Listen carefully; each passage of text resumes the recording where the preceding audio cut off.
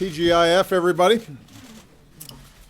I wanted to stop by because, as you're aware by now, America's businesses created another 158,000 jobs last month. After reaching 10% in 2009, the unemployment rate has now fallen to 4.9%, even as more Americans joined the job market last month. So this is the first time that the unemployment rate has dipped below 5% in almost 8 years. Americans are working. All told, over the past 6 years, our businesses have added 14 million new jobs. 71 straight months of private sector job growth extends the longest streak on record. Over the past 2 years, 2014 and 2015, our businesses added more jobs than any time since the 1990s. Most importantly, this progress is finally starting to translate into bigger paychecks. Over the past 6 months, wages have grown at their fastest rate since the crisis, and the policies that I'll push this year are designed to give workers even more leverage to earn raises and promotions. So, unemployment, deficits, gas prices are all down. Jobs, wages, and the rate of the insured are up. I should mention, by the way, that since I signed Obamacare into law, nearly 18 million Americans have gained coverage, and our businesses have created jobs every month since. On net, all of them full-time jobs. So, as I said in my State of the Union address, the United States of America right now has the strongest, most durable economy in the world. I know that's still inconvenient for Republican stump speeches as their doom and despair tour plays in New Hampshire. I guess you cannot please everybody. That does not mean that we don't have more work to do. There is softness in the global economy. China's going through a transition. Europe's economy is still slow. A lot of the emerging markets are challenged. So that's all creating headwinds for a lot of U.S. companies who do business overseas. It makes it more difficult for us to sell exports. So we've got to pay attention to this, and we've got to take some smart steps this year to continue progress. And we also have to do more to make sure that the progress that we do make is broadly based and impacting folks up and down the income scales. The budget that I send to Congress on Tuesday is going to make sure that we can continue that progress. Talking down the American economy, by the way, does not make that progress. My budget's going to offer more opportunities for Americans to get the education and job training that they need for a good-paying job. It'll offer new ideas for benefits and protections that provide folks with a basic sense of security. We'll create more good-paying jobs not by subsidizing the past, but by investing in the future. And that's why we're going to be placing a big emphasis on clean energy. Private sector solar jobs, for example, are growing 12 times faster than the rest of the economy, and they pay better than average. That's one reason why my budget is going to double our investment in clean energy research and development by the end of the decade. That's going to help businesses create more jobs faster. It's going to lower the cost of clean energy faster. It's going to help renewable power compete with dirty fuels across America in a more effective way. Those are some of the steps that are going to make sure our future is even stronger, a future that is worthy of the hard work and determination of the American people. The progress we've made, going from 10% down to under 5%, that's a testament to American workers, American businesses, the American people being resilient and sticking to it. And my hope is that rather than hinder their progress, we're going to continue to help them make progress. With that, have a great weekend. Enjoy the Super Bowl. I'm not telling you my pick because the Bears aren't in it, but I'm hoping for a great game. With that, Josh, is he back there? How about a question? Josh, take it away. How about a question? Yeah. You seemed to imply yesterday that you don't get enough credit. Were you again? You know what? Let me take a couple of questions. All right. Why not? Just what the heck? It's I'm in a good Friday. mood. It's Friday. It's Friday. Throw us. Go ahead. Okay, so you were implying yesterday in a joking way that you don't get enough credit. Oh, this is when I was talking with the Warriors. With the Right, right. Okay, so were you again referring, as you did just now, to Republicans and their message, which you could say could be expected during an election? Or were you also referring to the fact that polls, like 57% of Americans in polls say they don't think things are going well in this country? Why do you think that is? Well, at the time, I was making a joke with a basketball team, but there's no doubt that while we have made significant progress, and I talked about this during the State of the Union, there's still anxiety and concern about the general direction of the economy. If you look at some of the surveys, people feel better about their circumstances, their finances, but they're not sure about the future.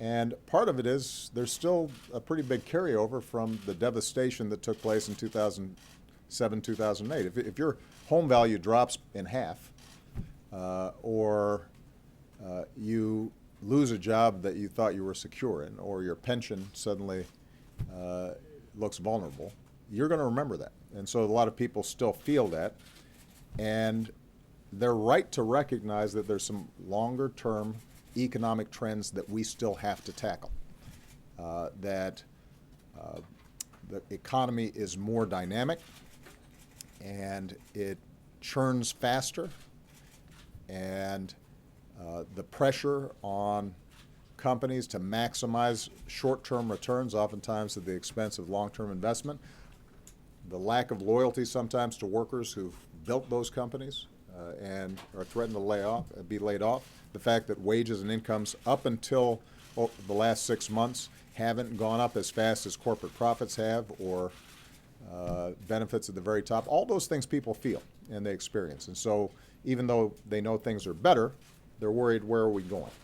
And I think so I think that the argument I'm making here, and will continue to make during the course of this year, is we should be proud of the progress we've made.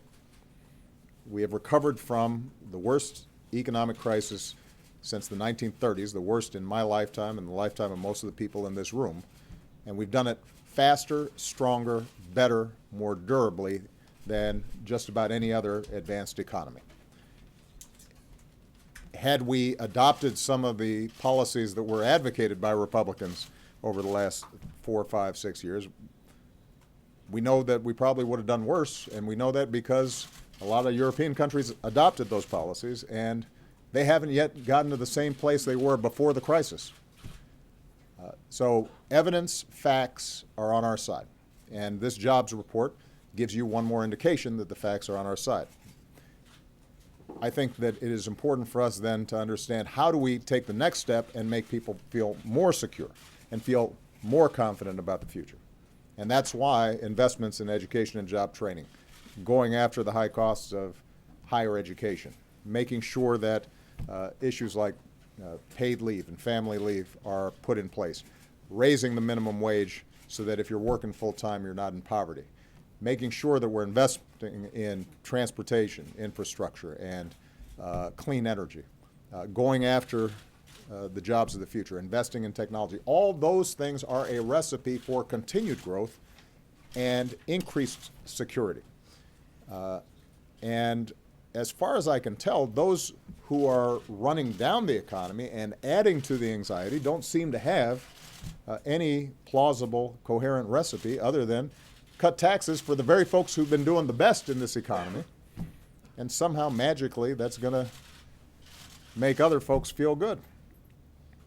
Or alternatively, they argue that the reason you're feeling insecure is because immigrants or poor people are taking more and more of your paycheck, and that is just not true. Yeah, the facts don't bear that out. That's not where the weaknesses in the economy are. That's not what's depressing wages for middle-class families or making them more vulnerable to disruptions in this economy. And I want to keep on making that argument during the course of this year. We should feel good about the progress we've made, understanding that we've still got more work to do. It's sort of like, I'm 54 now, so I got to work out harder.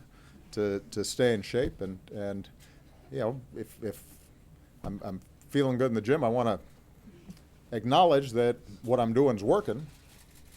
Otherwise, I'll just go off and have a big double bacon cheeseburger or something because I'll think, well, this isn't working. No, if it's working, then we should be staying on that same path. That doesn't mean that I'm where I necessarily want to be. It doesn't mean that I stop, doing some hard work to get where we need to go. All right. And I was only going to make two. I'm just going to take two. So, all right, go ahead. Thank you, Mr. President. How can you improve workforce participation levels? Because as much as people talk about the recovery, so few Americans are now, relatively speaking, in the job force, especially compared to 2008. And if you wouldn't mind, sir, can you at least comment on the $10 per barrel fee that we've heard so much about? On the first question, part of what was good in this jobs report is the fact that the participation rate, in fact, didn't drop. That wasn't the reason why unemployment dropped. More people are entering into the workforce, they feel more confident, and they're finding work. But what is true is that we're still at a point where the labor participation rate is lower than it has been historically. Some of that's explained by demographics. The population's getting older, and so you would expect that there is some decline, but it's not fully explained by Americans getting older. Some of this is still the hangover from what happened in 2007, 2008. And this is part of the reason why we have to keep our foot to the accelerator in terms of doing the things that need to be done to keep the economy growing and keep it strong. We should not let up from the progress that's been made so that the labor market continues to tighten. People feel more confident that if they go out and look for work, that they can find it. There are particular cases where some folks have just been out of the labor market for a long time and may not be equipped for the jobs of today. And that's where we've got to target some special efforts. I get a lot of letters from middle-aged workers who got laid off, aren't confident about their current skills, and so have not yet re-entered the workforce. They need to get retrained. And so that's a special group of folks in their late 40s, early 50s, still far away from retirement, but feel like they can adapt. Obviously, there are young people, high school dropouts, folks in both rural communities and inner cities that just came of age right in the middle of this terrible recession and haven't gotten attached to the labor market yet. And so we've got to make special efforts to figure out how do we get them into job training programs or community college and allows them to get some skills. So there's a wide set of strategies we can take on that, but it's going to it's going to require overall, though, a strong labor market for them to feel like it's worth it to make these efforts, and we want to keep making sure that the labor market is as strong as possible. With respect to oil and energy, I'll probably make a larger speech about that and the direction that we need to go on this. The basic proposition is that right now gas is $1.80, and gas prices are expected to be low for a while, for the foreseeable future. That overall can be a good thing for the economy. But what is also important is that we use this period where gas prices are low to accelerate a transition to a cleaner energy economy, because we know that's not going to last. Every one of us have seen cycles where gas prices go down and then they pop back up. And the idea here is that if we say to oil companies, which, by the way, got a significant benefit when we, in the omnibus, allowed them for the first time to export oil. Up until that point, domestic oil producers couldn't export. So if we say to them now, all right, oil companies, we know that you're having to retool, we know that prices are low right now, you're allowed to export, but what we're also saying is that we're going to provide, we're going to impose a tax on a barrel of oil, imported, exported, so that some of that revenue can be used for transportation, some of that revenue can be used for the investments in basic research and technology that's going to be needed for the energy sources of the future. Then 10 years from now, 15 years from now, 20 years from now, we're going to be in a much stronger position when oil starts getting tight again, prices start going up again. We will have further weaned our economy off of dirty fuels. We will have not just made environmental progress, but we'll also have a much stronger economy, a stronger infrastructure. We will be creating the jobs of the future, and I think we'll look back and we'll say, that was a smart investment. That was a wise decision for us to make. But the point is, it's right to do it now when gas prices are really low. And they will be low for quite some time to come, so it's not going to be a disruptive factor in terms of the economy. All right? Okay, guys. Let Michigan say Of course, they always say something. Let Michigan say I only said 2 questions, but I hope you guys have a wonderful Super Bowl party. Can you give All us right? Anything about Flint, Thank you, Michigan, guys. sir? Are you still in a good mood? I am in a good mood.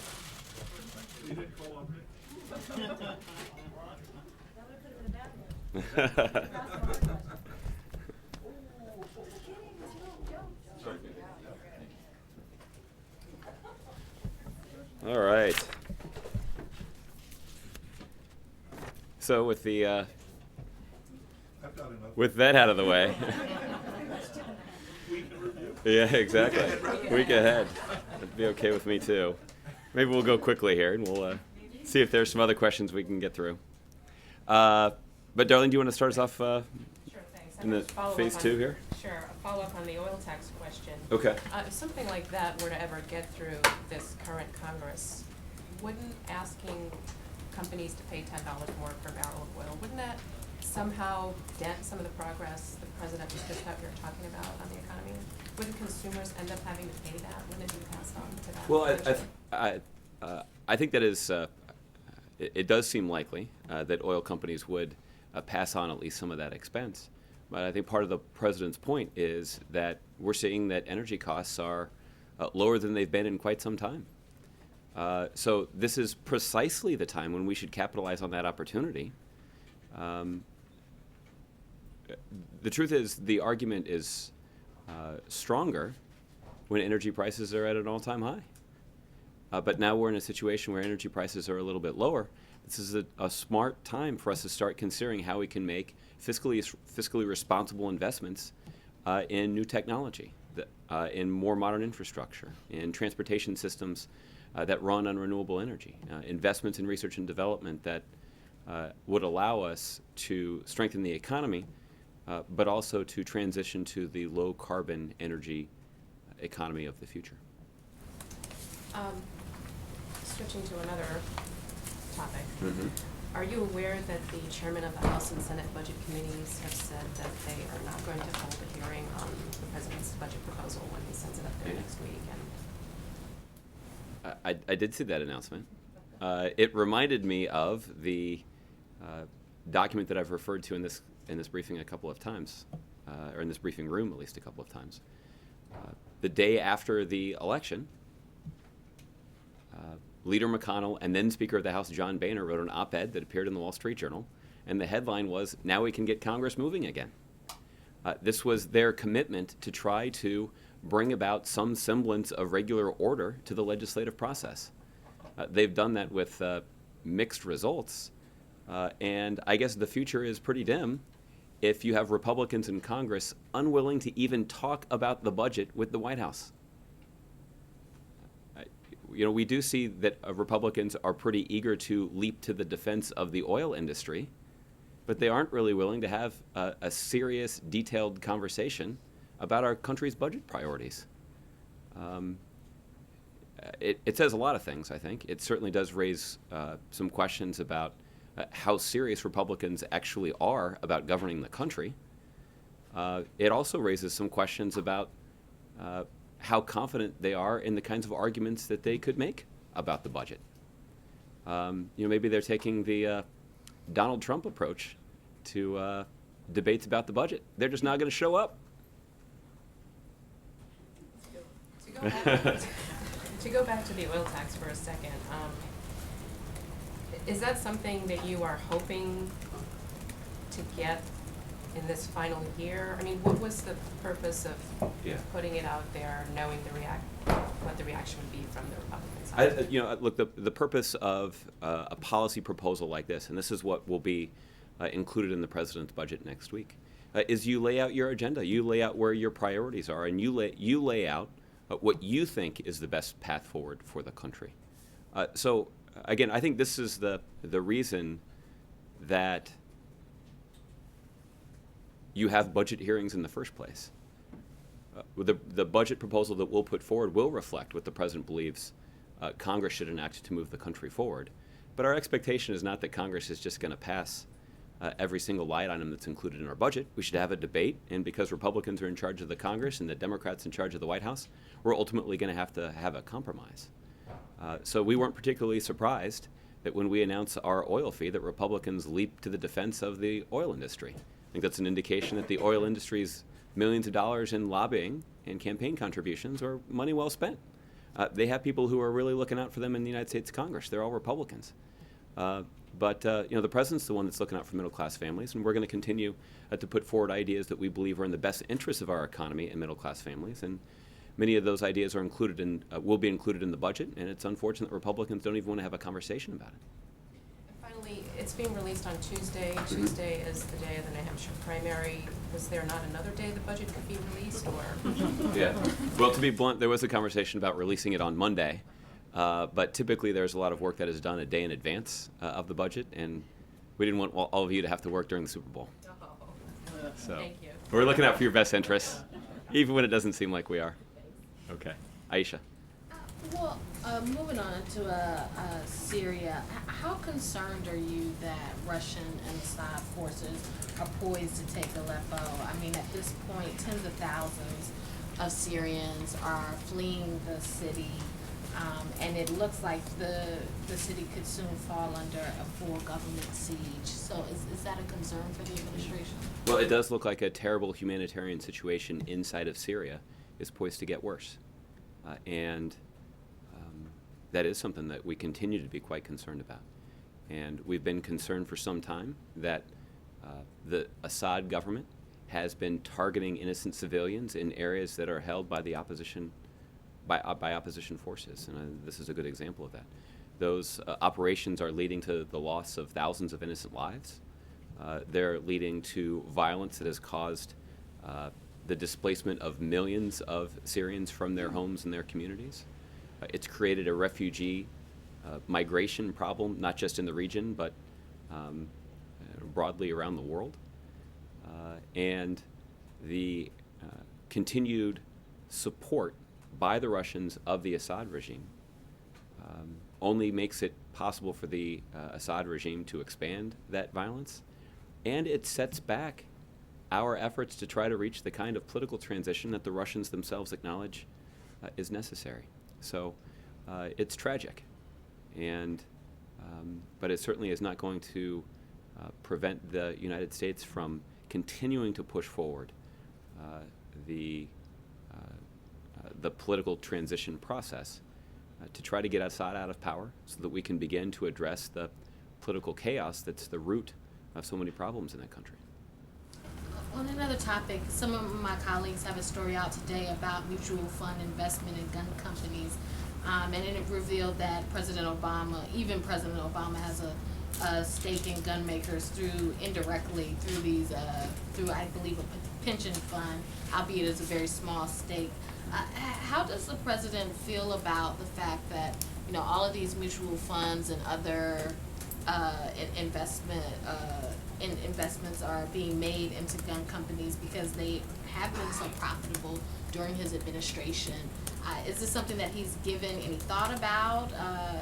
And especially that it's difficult for even people who want more gun control or who may be opposed to investment in gun companies to avoid it because so many mutual funds are involved with these companies. Well, I'm not aware.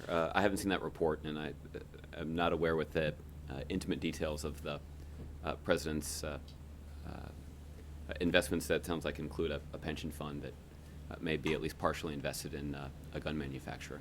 I know there has been a grassroots attempt in a variety of places, including on some college campuses, to encourage mutual funds and other institutional investors from investing in gun manufacturers. And the president has not hid from a willingness to criticize gun manufacturers that he believes in some cases are acting unscrupulously. But our focus has been, frankly, on common sense things that can be done. And we would welcome more support from gun manufacturers for some of the common sense measures that we have advocated. Things like closing the gun show loophole, things like closing the no-fly, no-buy loophole that allows individuals who are on the terror watch list to go ahead and walk into any gun store in America and purchase a gun.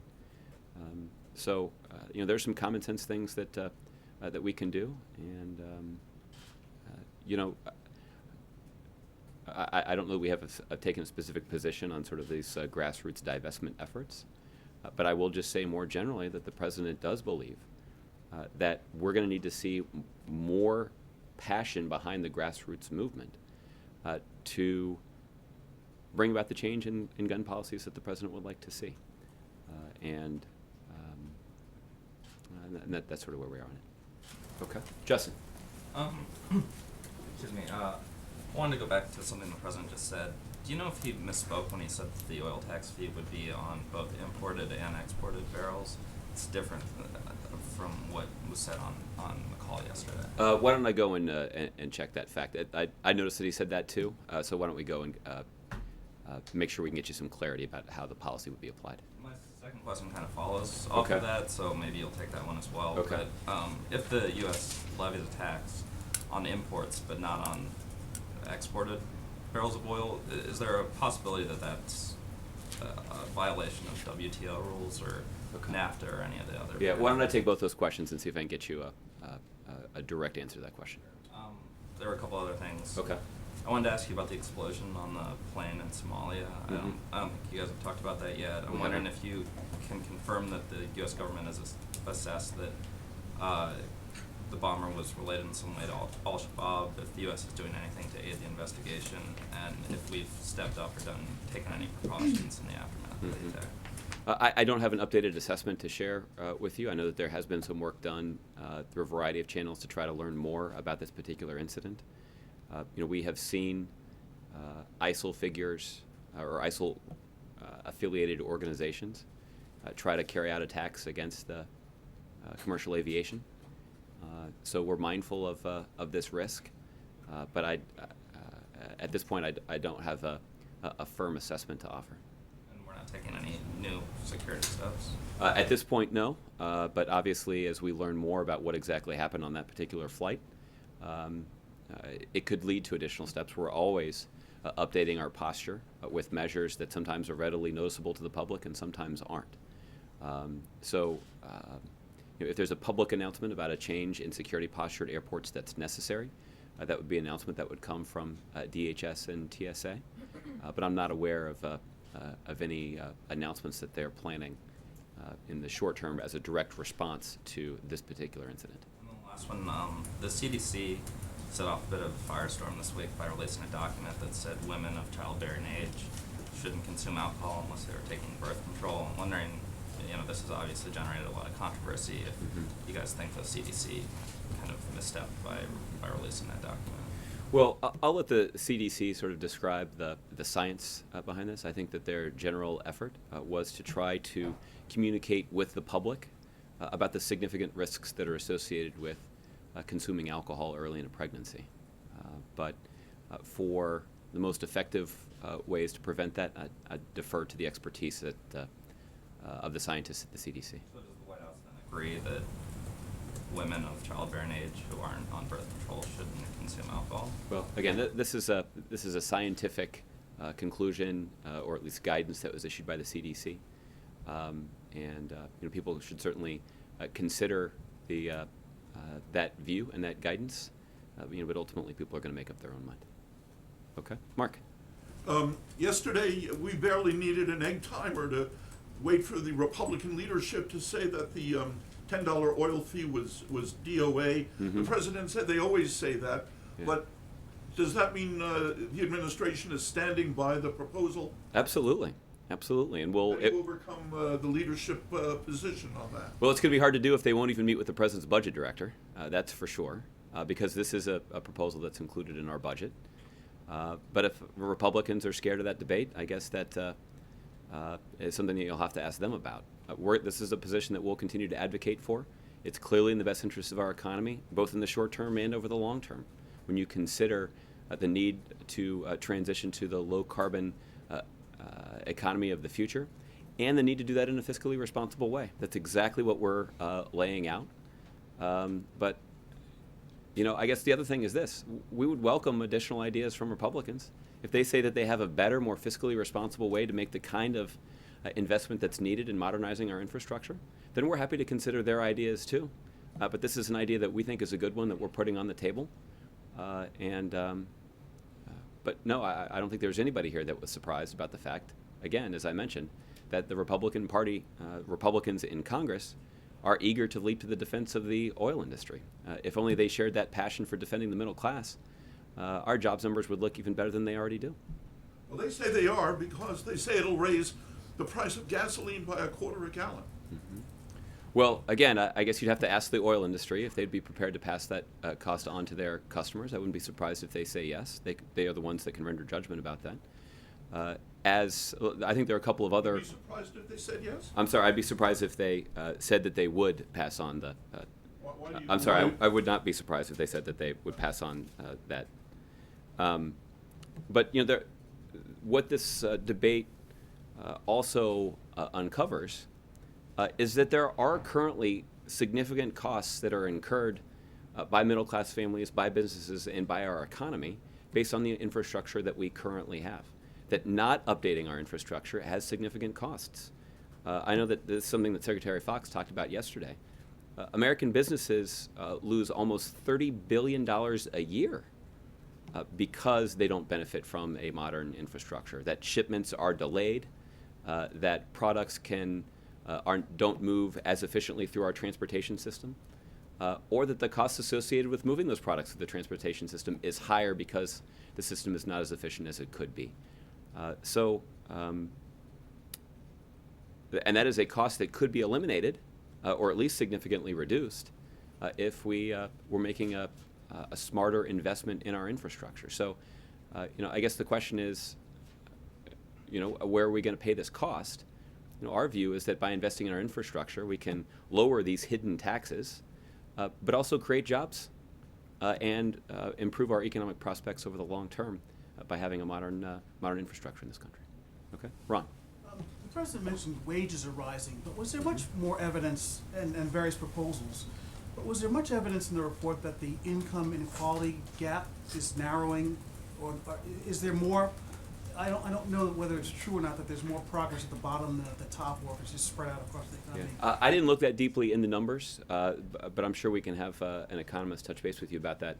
I think what the President was citing, that over the last 6 months we've seen wages grow at a rate of about 2.5%, which is the fastest that they have grown in recent years. That's a positive indication that we're seeing wage growth starting to accelerate. And what we want to do is to try to continue to maintain and even build on that momentum. Given the context of the political debate, trying to put upward pressure on wages, has been a core component of the President's economic strategy, and it's satisfying to see that we're starting to make some important progress. But many of the proposals that the President discussed in answering Michelle's question would have the positive impact of continuing to put upward pressure on wages. I didn't hear anything about people at the very bottom of the poverty rate, which has been persistently high as well. Well, And so- this seems to be, the good news seems to be for the economy broadly, but not for the people at the very bottom. Yeah. Well, I think the increase in the participation rate is an indication that people, up and down the income scale are entering the workforce. And the good news is that, last month 158,000 private sector jobs were created, so they're finding jobs. Increase wages is certainly something that's going to help those who are at the bottom, but there's more that we can do. The president talked specifically about raising the minimum wage. Right now, if you're working, even if you have a job and you're working full time and you're trying to raise a family of 4, you're raising that family below the poverty line if all you're being paid is the minimum wage. That doesn't sort of reflect the values in this country where hard work should lead to a good paycheck. So that's certainly one thing that we could do to address those at the bottom. This is not something that Republicans, by and large, support. The president also talked about some longer-term things like early childhood education, opening the doors to a college education to middle-class families and those families that are trying to get into the middle class. I wouldn't expect that would have an impact on next month's jobs numbers or even next year's jobs numbers. But if we want to make sure that the next generation of Americans has access to even more opportunity, there's some common sense things that we can do. Just to follow up the Aleppo question as well, there's a report that the Saudis are going to mobilize a ground force of several thousand to intervene in that in Syria. Is that true? Well, for exactly what the Saudis meant and what they're prepared to offer up, you should check with them. What they are responding to, however, is a specific request that Secretary Carter made of countries who are participating in our counter-ISIL campaign to ramp up their commitment. And so we certainly welcome, the announcement from our partners in Saudi Arabia that they'd be prepared to ramp up their commitment militarily to this effort. It's unclear to me about whether or not this would be a significant contingent of ground troops, or if they have in mind a deployment of special operations forces, like the commitment that the United States recently made. So for the texture around that, I'd refer you to the Saudis. But I think this is a positive indication that our requests for a greater commitment are being answered in the affirmative by our partners in the Counter-ISIL coalition. Are there other commitments you can point out that beyond that? I don't have new commitments to announce, but I do know that I believe as early as next week, I'm just looking at this. Yes, next week, Secretary Carter will be traveling to Brussels, where he will be meeting with about 24 of his counterparts from nations who are part of our Counter-ISIL coalition. The Saudis will be a part of that discussion. It will be an opportunity for Secretary Carter to re-up his request for additional commitments. I don't know at this point whether or not we'll have announcements out of that meeting, but that certainly would be a place to look for one. Is it fair to say that given that Aleppo seems to be about to fall and that the political process negotiations seems to be stalled, that it's become increasingly clear that there needs to be a bigger military response on the ground from the allies, from the U.S.-led coalition, in order to really not lose the day there? Yeah. Well, let me say a couple things about that. I think our principal concern about Aleppo right now is there's the possibility that government forces backed by the Russians would encircle that city and essentially lay siege to that city, and that would obviously exacerbate a terrible humanitarian situation there. So that is something that we're definitely concerned about. We have, we've been talking for a long time, for certainly more than 4 or 5 months now, about how the Russian military strategy inside of Syria undermines the goals of their political strategy.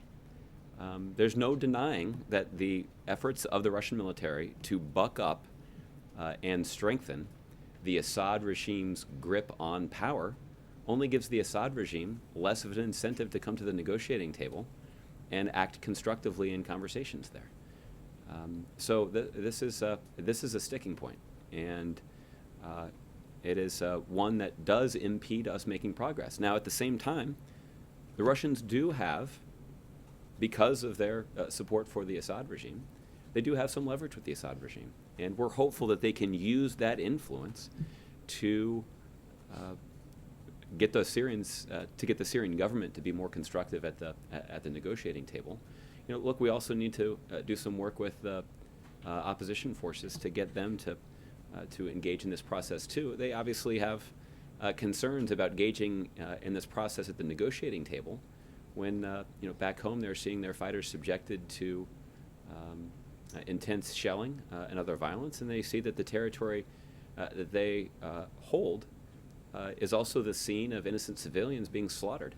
So their concerns about this process are entirely understandable, but everybody needs to come to the realization that we clearly have, which is that there's not a military solution that can be imposed on Syria. We need to solve these political problems, and we need to get started on that, or at least continue to build on the progress that we've made in the last few months, so we can move this process along. Okay, Richard. Thank you, Josh. Correct me if I'm wrong. When the president talked about economic slowdown and stagnation outside of the U.S., he talked about headwinds. At what point does the strong dollar and the weaker demand, at what point will the White House be worried that it's going to affect the export and by extension the economy? Yeah. Well, let me start by saying there's not much I can say about the value of the dollar. The only government official that talks about that is the Treasury Secretary, and even he's cautious in making those kinds of pronouncements. We value the independence of the Fed in setting monetary policy. So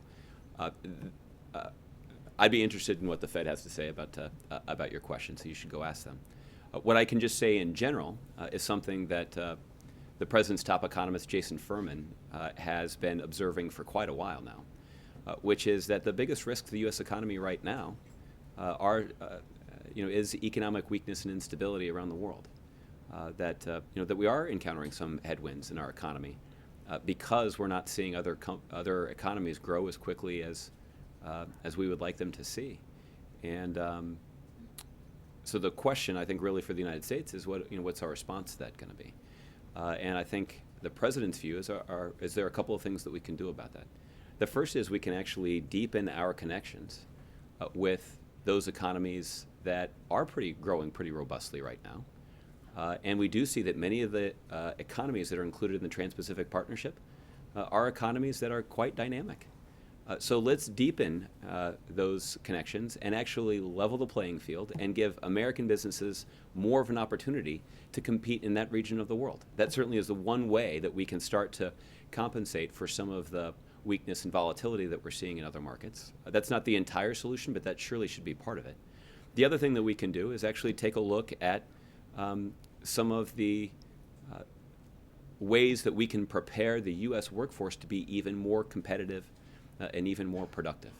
So that's why longer-term investments in things like job training and a college education and in research and development, advanced manufacturing, those kinds of investments have never been more important.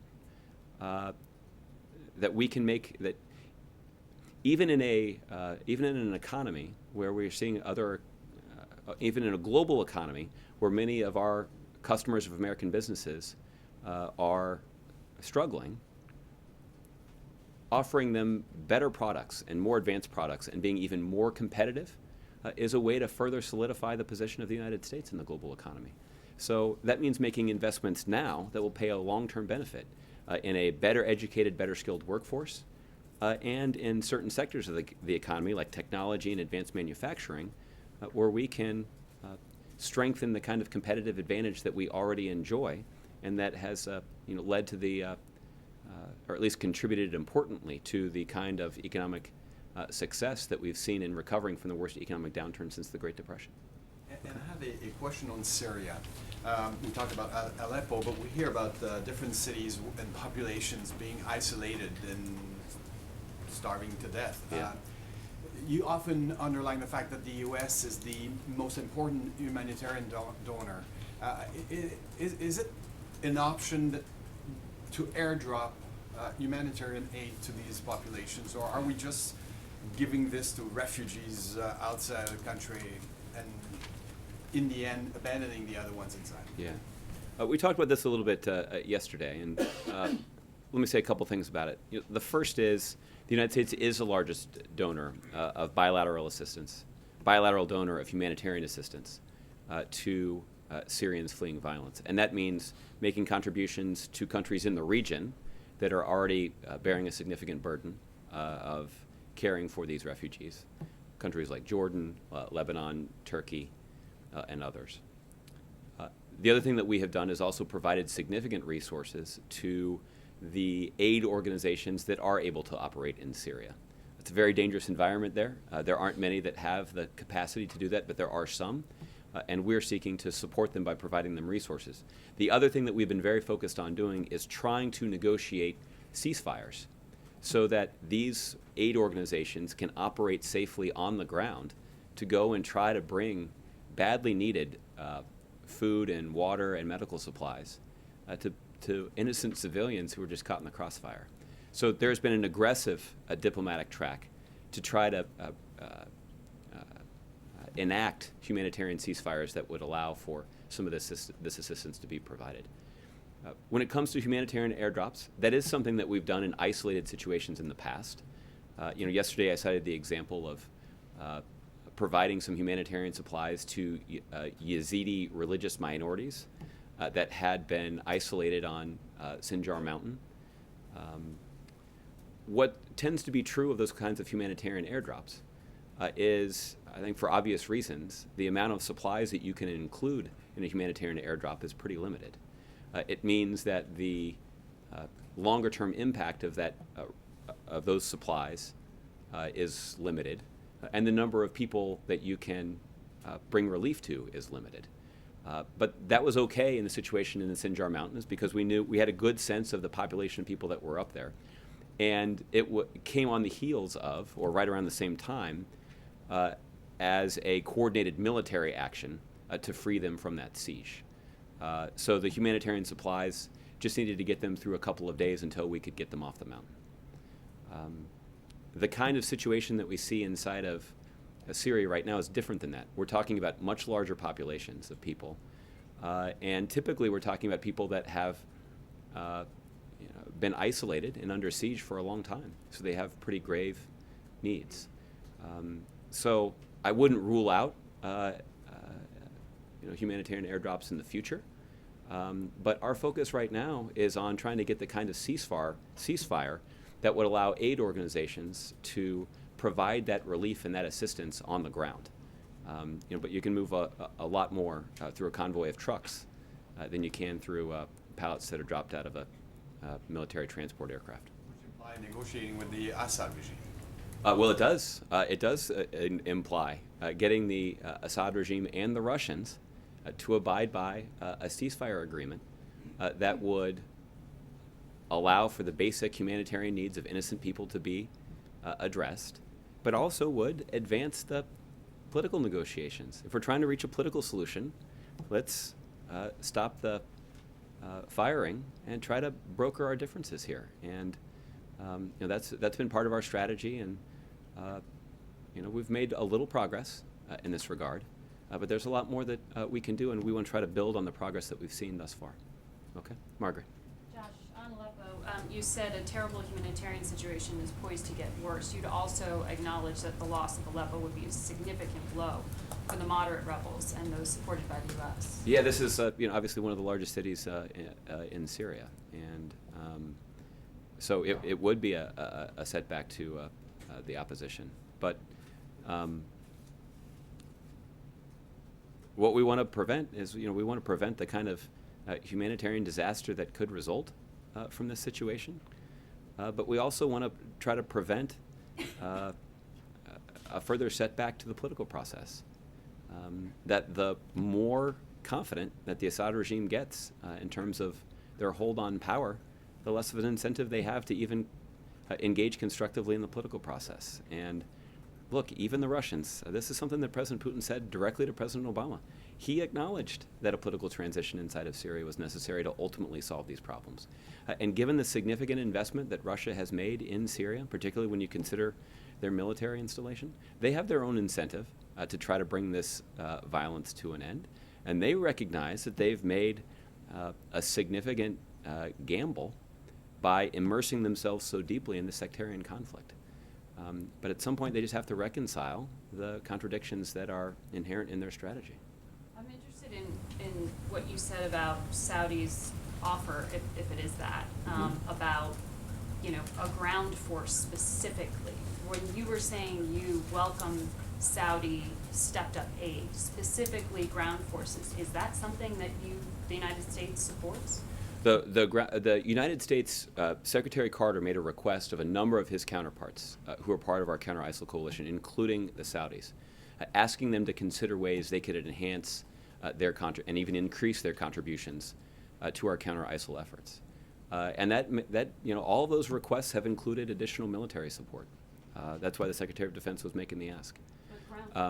Well, again, in terms of what kind of commitment the Saudis have in mind, I would refer you to them. I can't speak for them about whether or not they were talking about a detachment of Saudi ground combat troops, or if they had in mind a commitment of Saudi special operations forces. They have a pretty advanced military in Saudi Arabia, and they have special operations forces that do have unique capabilities that could advance the goals of our counter-ISIL campaign. But in terms of the specifics about what they're prepared to commit to this effort, you should check with them. I don't want to speak for them. But this will certainly be part of the discussion that Secretary Carter has with his counterparts in Brussels. And hopefully, other countries will see the significant commitment that the United States has made.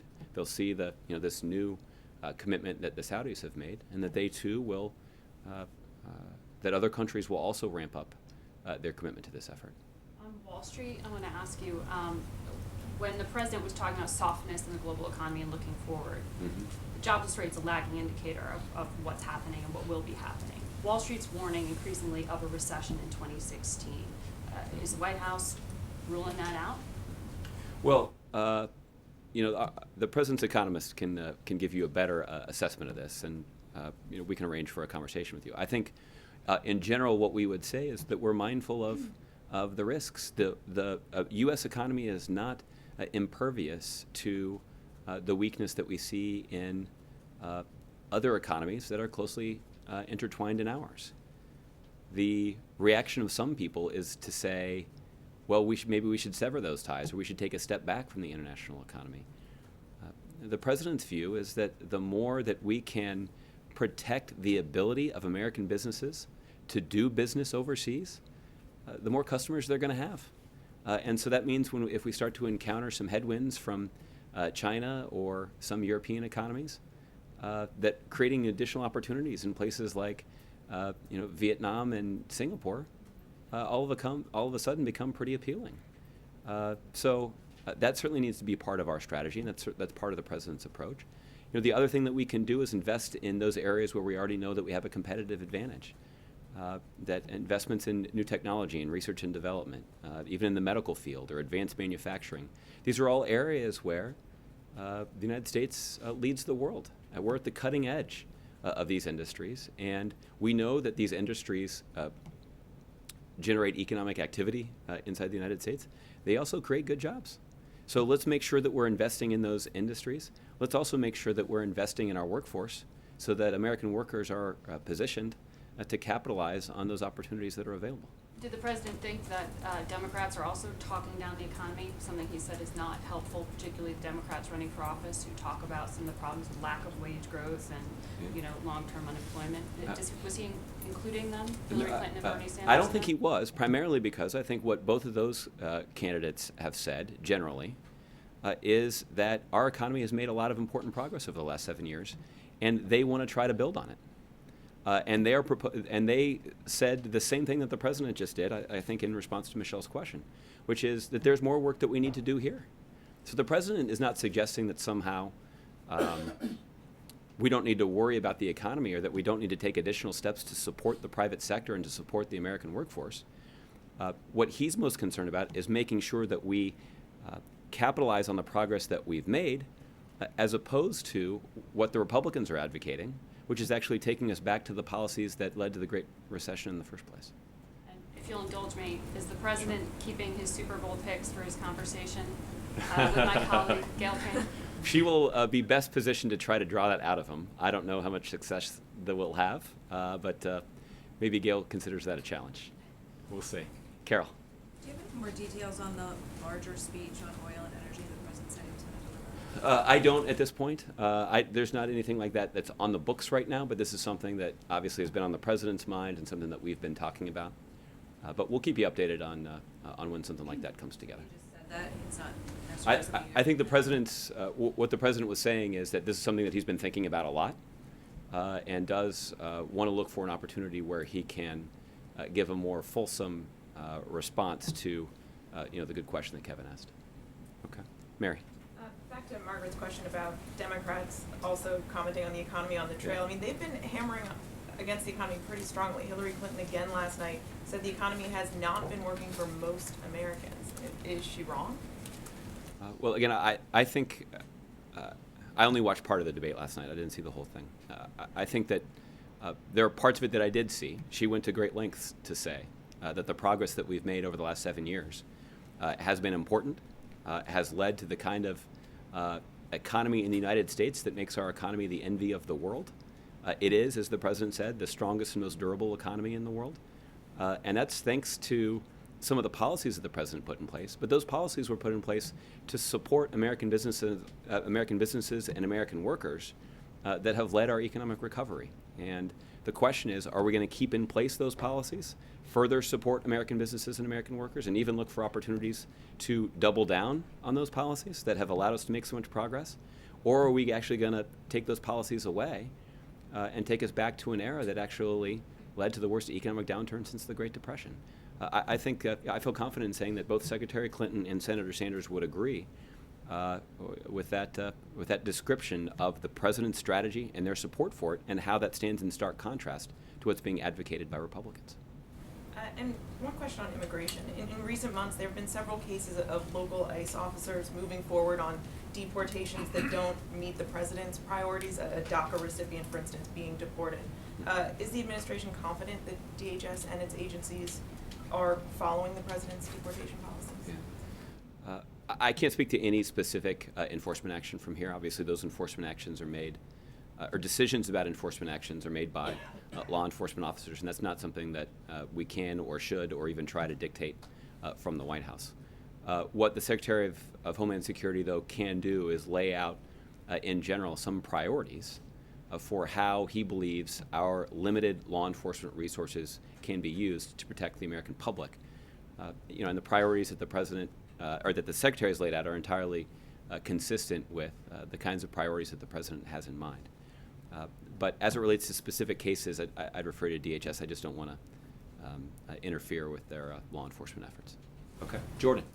Thanks, Josh. Can you tell us more about the president's meeting with Senator Casey today, how that came about, and what was specifically on the agenda? Yeah, I don't have a lot more about the meeting. The president.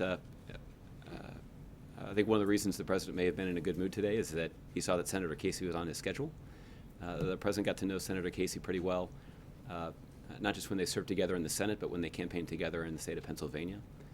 And the president shows a lot of loyalty to Senator Casey, who stuck his neck out and took a significant political risk by endorsing then Senator Obama in the 2008 presidential primary.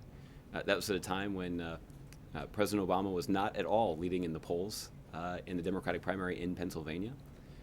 But yet, Senator Casey stuck by the president's side and campaigned across that state for his campaign.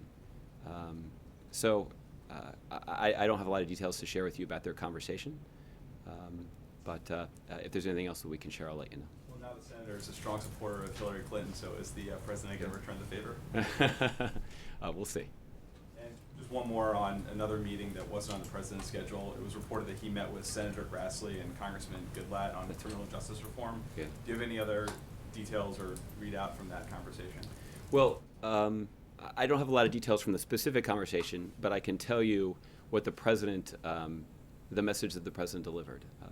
We have been trying now for, I guess more than a year at this point, to nurture the bipartisan agreement on Capitol Hill about the benefits of criminal justice reform. That if you enact criminal justice reform in the right way, you can accomplish a lot of goals that I think Democrats and Republicans share. You can make our criminal justice system more fair. You can actually save taxpayers costs in terms of the amount of money that we pay to lock up low-level drug offenders. You can also make our communities more safe. That if you reform our criminal justice system in a smart way, you can actually reduce recidivism rates and reduce crime. So that's the goal that the president has in mind, and I think this is the goal that Senator Grassley and Chairman Goodlatte have in mind. And so that conversation primarily was geared toward trying to continue to nurture the bipartisan pursuit of this kind of legislation. As is consistent with any sort of bipartisan legislation, there's going to be some compromising involved. And it probably won't yield a perfect piece of legislation, but I do think we can produce a bill that moves in the direction of the priorities that I laid out. And the president wanted to have a conversation with Senator Grassley and Chairman Goodlatte to encourage them to continue to move in that direction.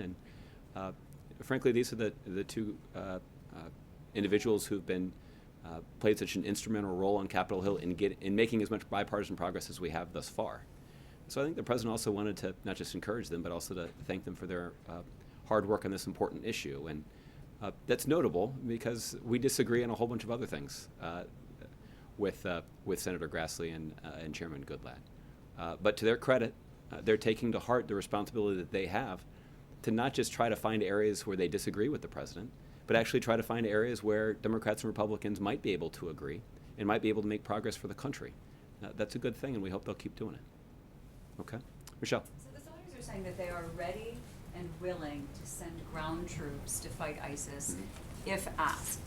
Whether those troops are infantry forces or whatever, or special ops, is it safe to say that you would welcome that as soon as possible? And is the U.S. going to ask for that? Well, we certainly have asked the Saudis for an increased contribution to our efforts, and I think this is a response to that specific ask. Those commitments will be discussed in greater detail by Secretary Carter with his counterparts in Brussels next week. He's sitting down with 24 of his counterparts from nations who are part of our counter-ISIL coalition. And then the other thing that we have gone to great lengths to do is to make sure that the contributions that are made by different partners in our counter-ISIL coalition are integrated with the efforts of everybody else. And so that does mean that the Saudis can't just, next week send in troops into Syria. We're going to want to make sure that their commitment is integrated into the overall effort and integrated with the contributions that are made by other countries. So I don't envision a prolonged delay here, but we do want to make sure that our resources and the resources that are being committed by our partners are being leveraged to maximize the kind of outcome that we'd like to see. Would you say at this point that ISIS can't be defeated without ground troops? Well, I think that we've acknowledged in the past a couple of things. One is that while we cannot impose a military solution on the problems in Syria and Iraq, we can have a significant impact using some of our military strength. That the airstrikes, for example, that the United States and our coalition partners have carried out have resulted in ISIL fighters being taken off the battlefield. They've resulted in ISIL leaders being taken off the battlefield. And they have enhanced the effectiveness of ground forces that are fighting ISIL on the ground. What we have said is that ground component is critical to our military success. That the airstrikes are important, but but when backed up by, or when airstrikes are being used to back up ground operations, that kind of coordination is the best way to leverage our contributions to to achieve our military goals. Would you say of Saudi Arabia and the other Arab countries that it's talking about, working with them on training and sending troops, had they made this offer a year ago or shortly thereafter, things would be much different on the ground than they are today? Well, I think it's hard to make that kind of assessment, because the thing that we've also said is, at least this is particularly true when you're talking about Iraq, but it's true in Syria as well. Ultimately, what we need is fighters on the ground who are fighting for their own country. And obviously, the Iraqi government, the Iraqi security forces that are operating under the command and control of the Iraqi central government have much greater capacity to do that than opposition fighters in Syria for a whole host of reasons. But that's why we've always said that ground campaigns inside of Iraq will be carried out by forces that are under the command and control of the Iraqi central government. The United States and our coalition partners will be there to support them in a variety of ways. We can provide them equipment. We can provide them some training. We can provide them some assistance. And we can carry out airstrikes in support of their efforts on the ground. But ultimately, our strategy is predicated on Iraqis fighting on Iraqi soil for their country's security. We need to see something similar inside of Syria. It's harder because we're obviously not working with the Syrian central government. The Syrian government has lost legitimacy to lead. So what we're seeking to do is to build relationships with and support the efforts of opposition fighters on the ground, and ostensibly a greater commitment from Saudi Arabia would be integrated into that effort to support and enhance the performance of Syrian opposition fighters. And I ask this quickly only because today Lisa Monaco did that op-ed talking about the response to Zika. She contrasted it with Ebola, saying that really with Zika it's mainly transmitted through a mosquito bite. She talked about the differences, but on the same day we see that scientists say that the active virus is detectable in both saliva and urine. So do you see that as potentially changing this game? And with Ebola, part of the problem with how extreme the problem got was that there was kind of a slow response worldwide. Like the urgency wasn't there in the beginning. So if things are going to change based on where the virus is detectable, do you think that the urgency is there that should be now? And I'm not just talking about the U.S. response, but the world response. Yeah. Well, I do think that the world has learned from our experience with Ebola. And I think what we've learned a couple of things. That taking aggressive action early is important. Building up the healthcare infrastructure in the countries where the disease is present is critical to our success. The good news here is that the healthcare infrastructure in many of the countries in the Western Hemisphere where we're seeing the virus is better than the kind of healthcare infrastructure that we saw in some of the countries in West Africa where the Ebola virus was present. But one thing that is necessary about the Zika virus is we need to learn more about it. And there's not been as much research and science performed on the Zika virus as there has been about Ebola. Now, there's a good reason for that, which is that Ebola is a terrible, fatal disease for just about everybody that contracts it. The risk from Zika is much, much different. I've done this before, but let me just reiterate quickly here. Well, I feel like I do. I'll keep it short. But look, the risks of Zika are different than Ebola. Most people who get Zika, who contract the Zika virus, don't show any symptoms at all.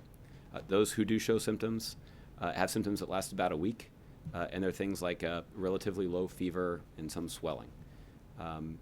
The concern that we have with Zika is that it is potentially linked to a particular birth defect, that when pregnant women contract Zika, there appears to be a correlation with their children being born with this birth defect. So that is what has attracted the world's attention, and that is what we're trying to counter. But that's what makes it materially different than the Ebola situation that we saw a couple years ago. Okay, Sarah. Thanks, Josh. Yesterday when the president announced the oil fee, one of my colleagues on the climate beat tweeted POTUS is in climate YOLO mode.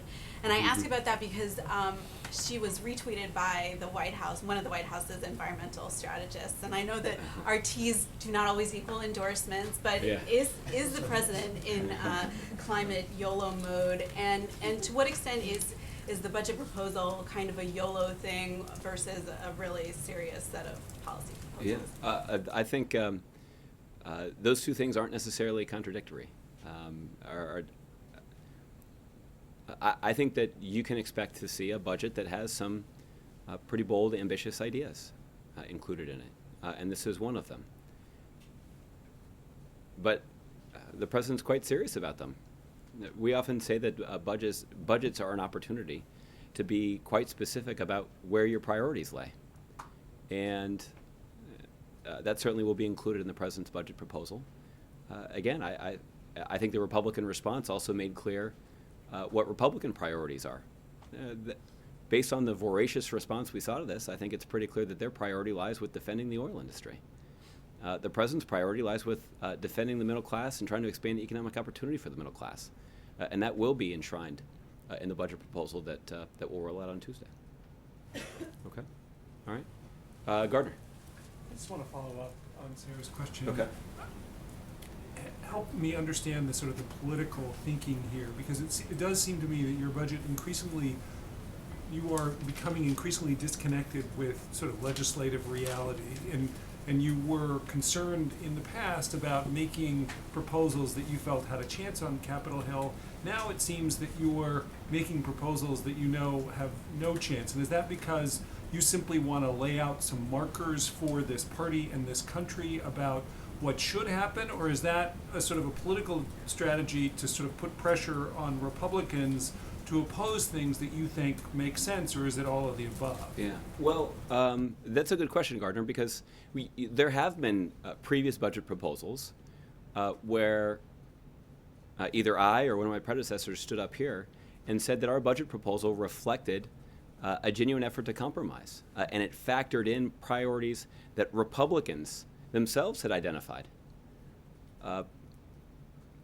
But the fact is, we often saw that Republicans turned up their nose at that. So I guess my point is that those kinds of budget proposals that we acknowledged on the front end were a genuine effort to compromise didn't result in greater congressional action.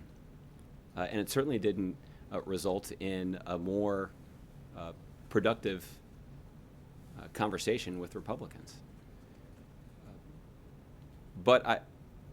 So I do think that you can expect to see some pretty bold ideas, and I wouldn't expect Republicans to endorse every single component of those ideas. But there will be many things in there that Republicans should be able to support.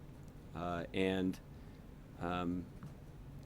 we've talked about the pretty ambitious agenda that we have for this year that is populated primarily by ideas that Republicans themselves say that they support. Criminal justice is certainly one of them.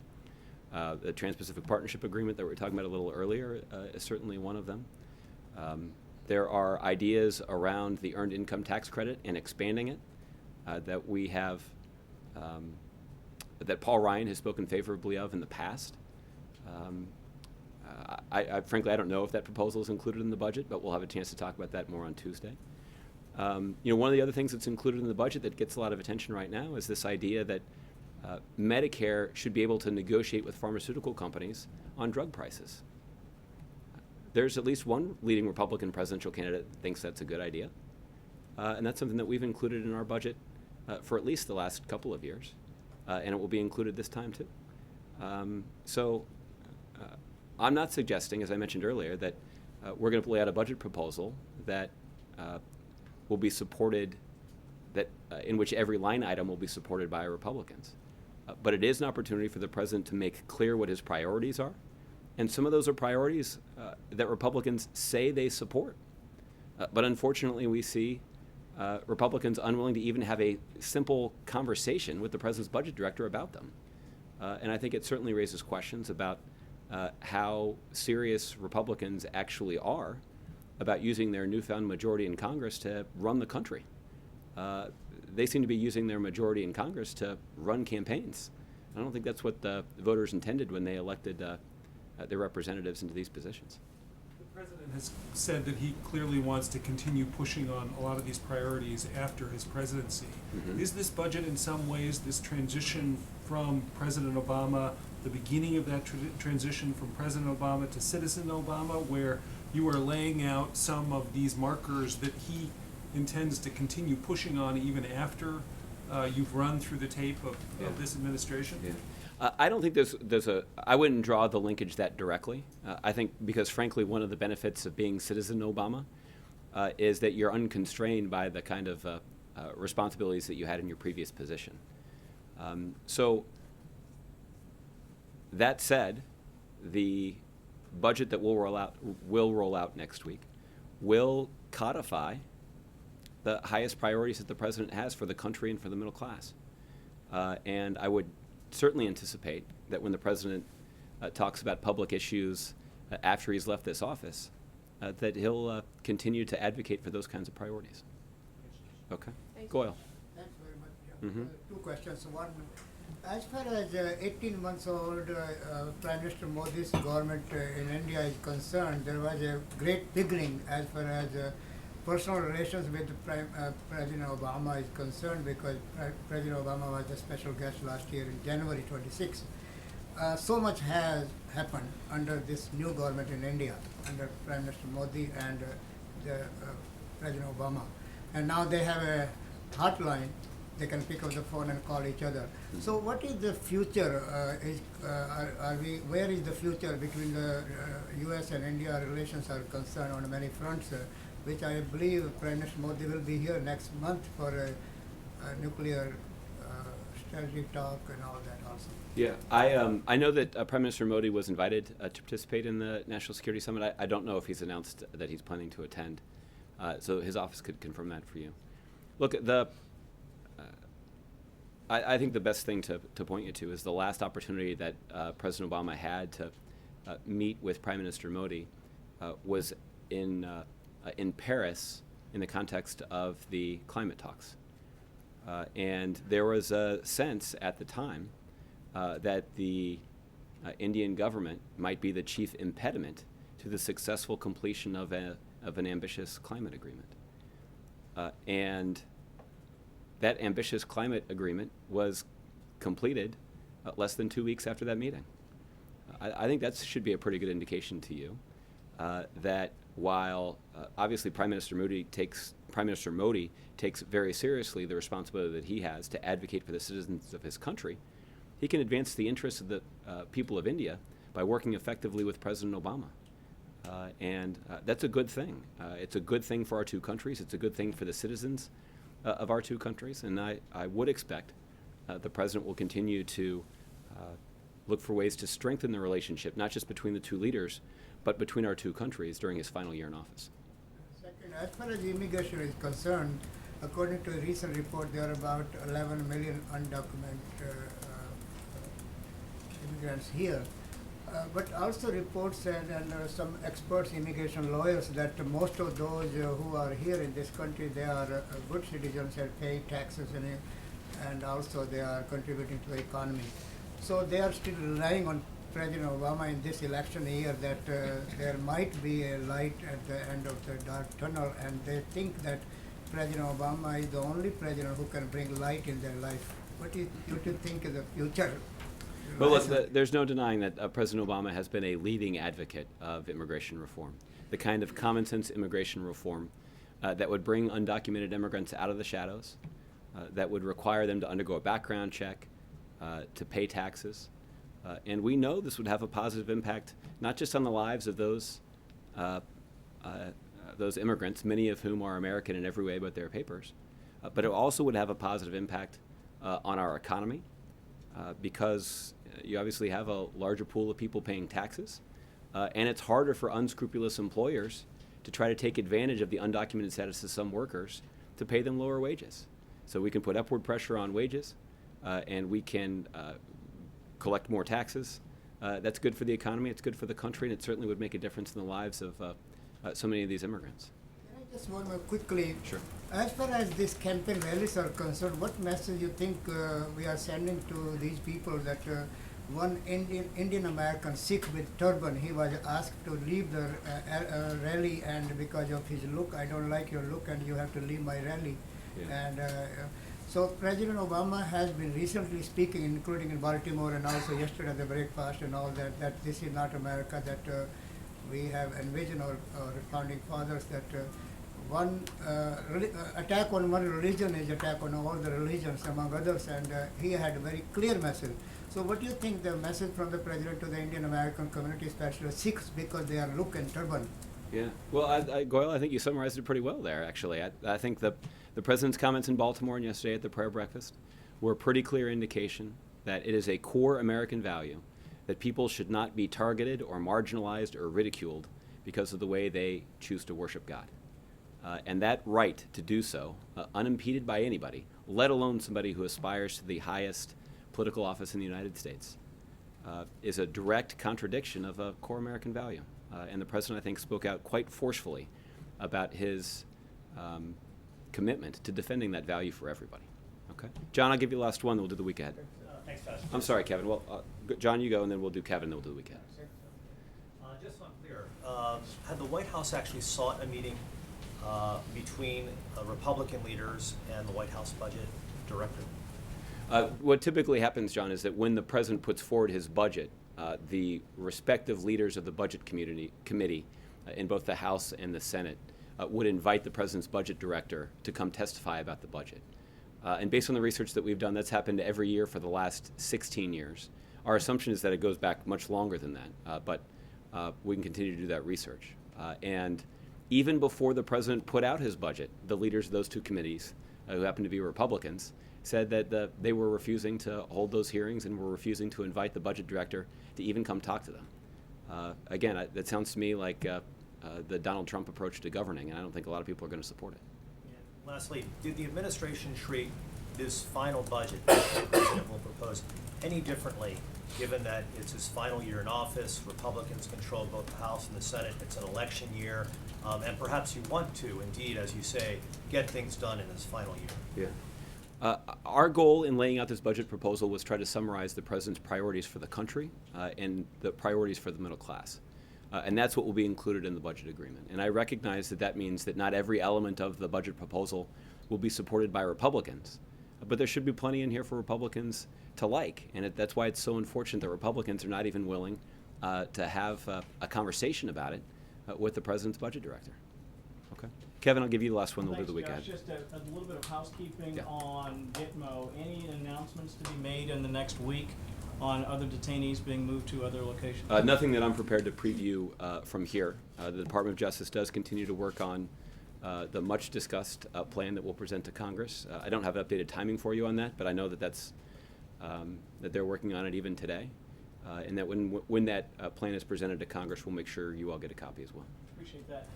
The national polls now seem to suggest that Senator Sanders and Senator Clinton nationally are almost neck and neck. Does this sort of debunk the idea among some Democrats that he's unelectable? Well, I think one lesson that I certainly learned in the context of the 2008 race is that the national polls can make for good fodder for a conversation around the water cooler. But what really matters for the strategy of these campaigns are the polls in individual states that are coming up. And these are state-by-state contests. And the smart campaigns are the campaigns that are not focused on the national polls, but actually focused on the work that they need to do in the upcoming states. Again, the national polls can be the subject of an interesting discussion sometimes, but they're not particularly relevant to the strategies that are made by the smart campaigns, at least. All right, and since the president won't, we'll give you your shot. Yeah. Super Bowl 50. What do you got?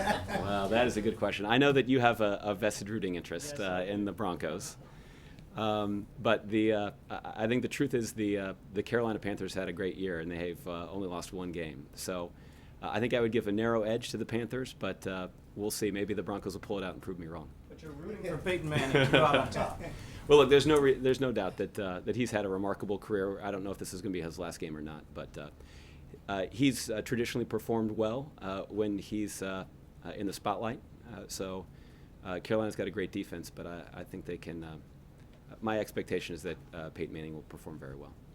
All right, let's do the week ahead, and then we'll let you get started on your weekend. On Monday, the president will host President Sergio Mattarella of Italy at the White House. Italy is a valued NATO ally and a close partner of a broad range of global challenges. During their meeting, the leaders will discuss our shared efforts to counter ISIL and the global refugee crisis. They will also exchange views on economic developments in Europe, the importance of concluding the transatlantic trade and investment partnership and other mutual issues of mutual interest. On Tuesday, the President will attend meetings here at the White House, and that is, of course, the day that the budget will be released. On Wednesday, 9 years after he announced his candidacy for president, the President will travel to the place where his political career began by traveling to Springfield, Illinois. Now, in the final year of his second term, the President looks forward to addressing the Illinois General Assembly about what we can do together to build a better politics, one that reflects our better selves. In the evening, the President will travel to the San Jose, California area, where he will spend the night. On Thursday, the President will attend a DSCC and a DNC event in the Bay Area. And later that day, the President will travel to the Los Angeles area to tape an appearance on the Ellen DeGeneres Show and attend a couple of other DNC events in the LA area, and then spend the night there. Thursday will be a busy day. On Friday, the President will travel to Palm Springs, California, where he will spend the night. That is, of course, in advance of the ASEAN summit that he'll be hosting on Monday, February 15th, and Tuesday, February 16th. The summit with leaders from the Association of Southeast Asian Nations at Sunnylands in Rancho Mirage, California, will continue important conversations about the Asia-Pacific region. Following the conclusion of the summit on Tuesday, the President will return to Washington. We'll have some more information for you about the agenda at the ASEAN summit early next week, I hope. The one other scheduling matter that I'll let those of you, I want to make sure that those of you who cover the White House closely are clued in on. As Margaret alluded to, both President Obama and the First Lady will be sitting down for a conversation with Gayle King from CBS that will air during the Super Bowl pregame show. And then the President then will also be sticking around for a taped conversation on Sunday that will air during the CBS early show on Monday morning. So CBS This Morning.